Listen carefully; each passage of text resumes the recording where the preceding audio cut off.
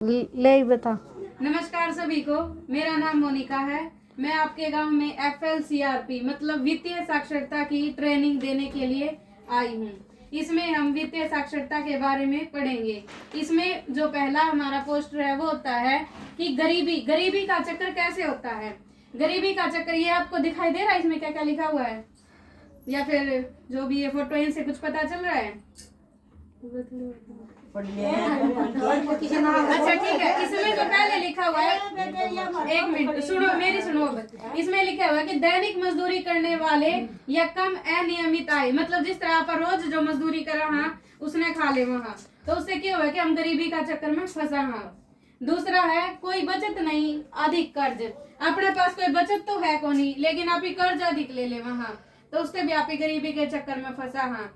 दूसरा है असीम आवश्यकताएं, जैसे अचानक बीमार पड़ना, जिस तरह कोई भी हो, बड़ी बीमारी हो जाए, वो बीमार पड़ जाए, अपने पास इलाज के लिए पैसे को नहीं, तो यो भी है कि इससे भी आप गरीबी में फंस जावा हाँ।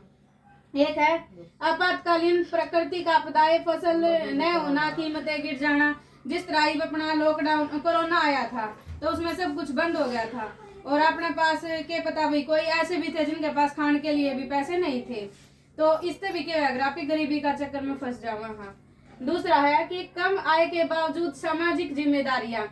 इसका मतलब ये है जिस तरह आप ही किसी की शादी ब्याह में जावा हाँ, देखा देखी में पैसे खर्च कर देवा हाँ, उसने इतना छुचक में सामान दिया, उतने इतना भात में दिया, तो आप ही ना वो नहीं करना है। जितने अपने पास पैसे हैं उससे के हिसाब से खर्चा करना है।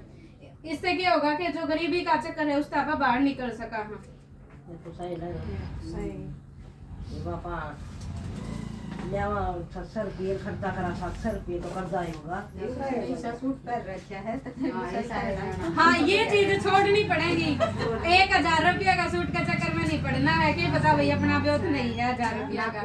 दूसरा ये है कि भविष्य के लिए नियोजन वित्तीय लक्ष्यों का निर्धारण करना, मतलब ये है कि आप इन कुछ खरीदना है आगे भविष्य में, या किसी बेटी की शादी करनी है तो उसके लिए आप इन पहले ही सोचना पड़ेगा कि बेटी की शादी में आप इन कितना खर्चा लगाना है, और उसके हिसाब से आप इन थोड़ी थोड़ी बचत करनी पड़ेगी। फिर इसे प्राप्त करने के लिए योजनाएं बनाना, मतलब जो भी आप इन्हें चाहिए उसके लिए किस तरह की योजनाएं बनाओगे। पहले आप इन्हें देखना है कि इसकी लागत क्या होगी, कितनी लागत होगी। फिर उसके बाद में वर्तमान में इसके लिए आप ही कोई बचत करा हाँ या नहीं करा हाँ। तीसरा है वित्तीय नियोजन की आपकी जरूरत है उसने आप कब तक पूरा करना चाहोगे, और फिर समय पर जरूरतें पर अगर आप इन्हें जरूरत पूरी करनी है तो प्रति माह आप ही बचत कराएंगे जो फिलहाल आप ही करने लग रही हैं, ठीक है। उस बचत को रोकना नहीं है। अगर किसी कारणवश कोई 1 महीना बचत नहीं दे पाता है तो उसने दूसरे महीने बचत देनी चाहिए। ये को नहीं भाई मेरे पास 5 महीने ना होए, 10 महीने ना होए, इनसे ज्यादा थोड़ा सा बचना चाहिए, क्योंकि ये आप ही नहीं परेशान करेंगी बाद में। एक स्टॉप करके दुआ उस खर्च का ये दिखा रखा है कि जरूरी के हैं अपने पास और गैर जरूरी के हैं। तो जरूरी के हैं अपने ये नीचे वाले विवाह, बीमारी, कपड़े, भोजन, मकान, शिक्षा, प्राकृतिक आपदाएं, तीर्थ यात्रा, मतलब ये चीजें अपनी जरूरी, इनमें पैसा खर्च करो लेकिन वो भी हिसाब से। और गैर जरूरी इनके क्या गया, जुआ, ऐशो आराम, शराब, तंबाकू। ऐशो आराम में अपना ये है जिस तरह LED आकर लगा ली, रेफ्रिजरेटर लगा लिया, फ्रिज ले लिया, AC ले लिया। अगर किसी का ब्योत हो तो वो लो, वरना कर्ज लेके उन्हें मत लो। ये अपनी गैर जरूरी चीजें मांगी। फिर उसके बारे में ये है कि खर्च कर, अगर आप कितने भी रुपया खर्च करा है, विवाह में भी करा है ना, तो भी आप इन्हें एक बार सोचना पड़ेगा कि हम उसने खर्च करा या नहीं करा। फिर उसके बाद में जो अपनी आय है, जितनी भी अपनी आय है उसके हिसाब से ही खर्च करना है, उससे ज्यादा नहीं करना है।